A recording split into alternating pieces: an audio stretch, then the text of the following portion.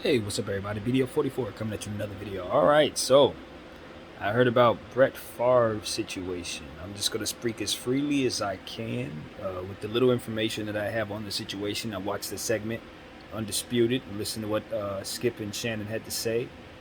Um, Basically, what Brett Favre is said to have done was uh, take welfare funds and use them to build a tennis facility that his daughter and others would use in Mississippi, one of the poorest states, if not the poorest state in our nation, his home state.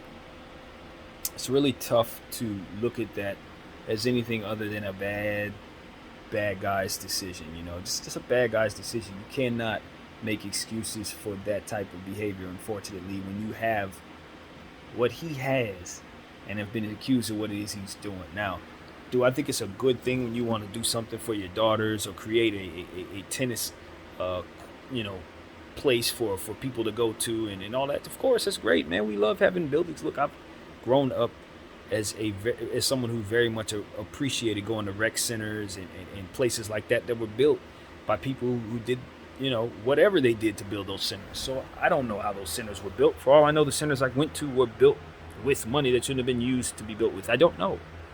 All I know is I enjoy going to those places. So at the end of the day, when you have the right idea, there's something to be said for, okay, you had the right idea, build something. You know, I appreciated celebrating Kobe Bryant when he was so focused on instilling a certain level of focus in the WNBA and women's basketball. Ultimately, what his daughter was passionate about, he threw himself at it completely, and we celebrate him for that. So I don't want to take that and not apply it here where it belongs as well. That's fine. That's all good. Here's where Brett goes wrong. Where you get the money from, bro. Where you get the money from. Now, look, I don't pretend to know how people do business. I've heard of worse things, you know what I mean? And people taking welfare money. Like, let's just be real. We've heard of worse. But when you're someone like Brett Favre and you're worth what he's worth and you have the means of doing certain things and getting the investors in different ways, it's simply a decision to take that particular route. And when you consider what it is that Mississippi's about and the state and the poverty there, you cannot possibly overlook this when considering the fullness of Brett Favre's history. Can we talk about the great football play? Sure. Can we talk about some things that may have went wrong with the organization and the Packers? Yeah, maybe him and the Packers didn't have the greatest ending. Can we talk about great games that he had, like when his father passed away and he had that amazing game in Oakland? Yeah, I'll never forget that. I'm a Packer fan. I grew up a Brett Favre fan. I watched the Packers because I was a Brett Favre fan. Like, he was the guy that made me watch the game. So this is why this is relevant for me. It's disappointing in the sense that you want to see the guys that you root for ultimately end up being good guys, but that's not his responsibility as a football player. You know what I mean? It doesn't take away from the fact that he did what he did on the field, but it does take away from the fact that we don't necessarily want to celebrate what he did on the field when considering these type of things. It trumps him. It's bigger than football. Just like I want to celebrate guys who do great things for the community, I have to give bad energy to the guys that take away from it. I have to acknowledge that where the support should be given for those who support it, scolding should be applied to those who take from it. And so Brett Favre, that's a black eye on your legacy as a person. Um, and that's just it. That's just it. That is all there is to it.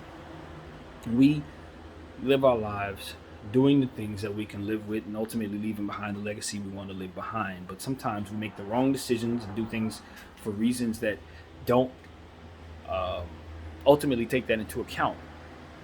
All the hard work you put into the legacy, any of the positive things that maybe Brett has done, the first thing we're going to think about is who he took from, not what he gave. You know what I mean? That he hurt himself more than anybody else when you allow yourself to have things like this attached to your name. This is what I always say: we got to govern our own minds. starts on the inside. Choosing not to do certain things that's going to reflect poorly on our character. Choosing not to cut corners just because we think we ain't going to get caught. Because whether you get caught or not, that's a black eye on your character, and you know it. You know it. And then when people find out about it, everybody knows it. And what's done in the dark comes out in the light. I'm not somebody who's exempt from sin. I'm not exempt. I always tell people, hey, I look in the man in the mirror and say, you got to do better first. I'm not saying that I'm going to do what Brett Farve did or I'm capable of doing what Brett Farve did, but I got my own demons to fight. You know what I mean? Not those, different ones. You feel me? I'm not better than him. But what I can say is, this is one more reason why I need to continue that fight against those. Because I don't want to be remembered for my demons. I don't want all the good stuff that I'm saying in this camera to ultimately be trumped, overridden by something that I just didn't discipline myself against. Something I just simply didn't make a good decision on, or something I just simply didn't care enough to be morally correct in. All that ends up doing is hurting me in the long run, does it not? I already started looking at Brett Favre's character differently when certain things were reported about him over the years, listening to narratives and things of that nature. All of that can be rationalized as lies given the sources. But I can't rationalize this. You can't shake this. You know what I'm saying? Forget what everybody's talking about. This is what I was saying in regards to narratives. I can listen to people tell me about Kyrie Irving all day long. But when I listen to what he says, I get my own opinion formed. When I look at what he's doing and I have my own eyes applied to it, I can shut out the noise and just look at the man and take my own. I don't have to listen to everybody else's account of what his character is. And I can apply that to everybody, including Brett Farve. Now, unfortunately, he's giving me something to look at. I can drown out the noise about the narratives. I cannot drown out the noise in regards to the facts about what is being said here. Snatching welfare money from the state of Mississippi so you can build a tennis court for your kid when you're a millionaire. It's just not what you want to be known for, man. In the grand scheme of things, I'm sure your kid is appreciative. I know if people will be willing to fall on their moral sword to make their child happy. They don't care what you think about it as long as that child is happy, because that's who matters. But you got to understand that it comes with collateral damage to you when you don't care anything about anything but your own. That there is something that comes with that. When you don't care about nothing but making sure that the people that you want to impress are impressed, the people that you're comfortable with are comfortable. Guess what? There's more people out there that are looking at you. There's more people there within that circle of people who are looking at you saying, yeah, he came through for us, but man, what did he have to do to get there? I don't know if this guy's somebody I trust. You have no idea how many times that will cross the mind of people who are positively affected by that dumb stuff that you did.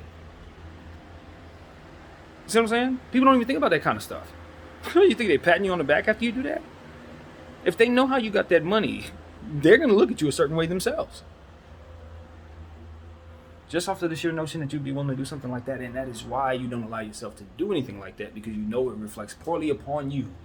Regardless of what opinions of people around you may feel about it, you leave yourself vulnerable to be seen as someone who would do such a thing. And how many people are loyal to people they do not trust? I always say this because it's always something that comes with what you do. And that's what we need to start giving much more credence to. The energy that comes with the stuff that we do. You want to be bullheaded, you want to be arrogant, you want to be this. It comes with that. You want to be selfish, you want to be greedy, you want to neglect people, it comes with this. You want to shine, you want to come into a situation where you got diamonds all around your neck and there's nothing but poverty around you, it comes with this. These are things that you just got to understand it comes with. If you're going to do what Brett Farve did, now you're going to be seen as somebody who no one thinks has any morals, that nobody thinks is willing to sacrifice anything for himself for the betterment of others. Take it to all kinds of different extremes, and with that comes a different thing to guard against. Because when people don't think you care about them, guess what they start thinking about you? Nothing good. That's what comes with that. That's the part of the conversation I don't think anybody's going to talk about. Now, Brett Farve has different things to guard against because people think he's a bad guy. See, when people think you're a good guy, yeah, you have things to guard against because at the end of the day, there are wolves out there. But now, you triple the wolves because you're going to have good people who hate you. because of the bad thing that you did. You see what I'm saying? What comes with what you do. So it's a lot. Now he's got new enemies. Now whatever business deals he's going to want to do, commercials, stuff like that, he's going to have doors shut left and right. He's going to be canceled. All them Wrangler commercials and all that stuff, I don't see them coming his way anymore. Because he's a guy that takes away from the poor. So it's one thing to do it, right? Because a lot of them do it. But to get caught for it, just like we were talking about Robert Sarver earlier, a lot of them view people in ways that are not morally correct, but to be seen as someone who does such, it's incompetence in the eyes of a lot of those people. It's like, yeah, we do whatever we want to do, but we don't let people see us be that way.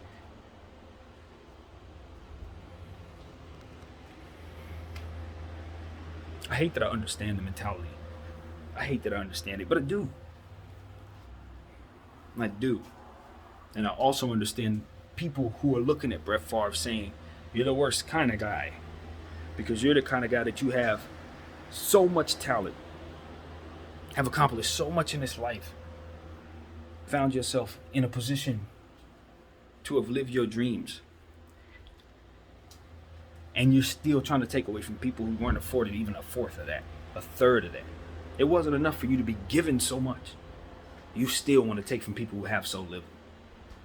Worst kind of person.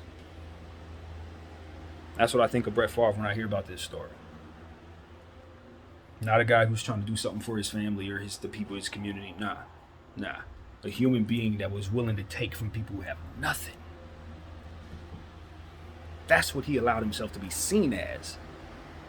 That's what he neglected to guard against, ultimately. My name is BDF44. I thank you all for watching.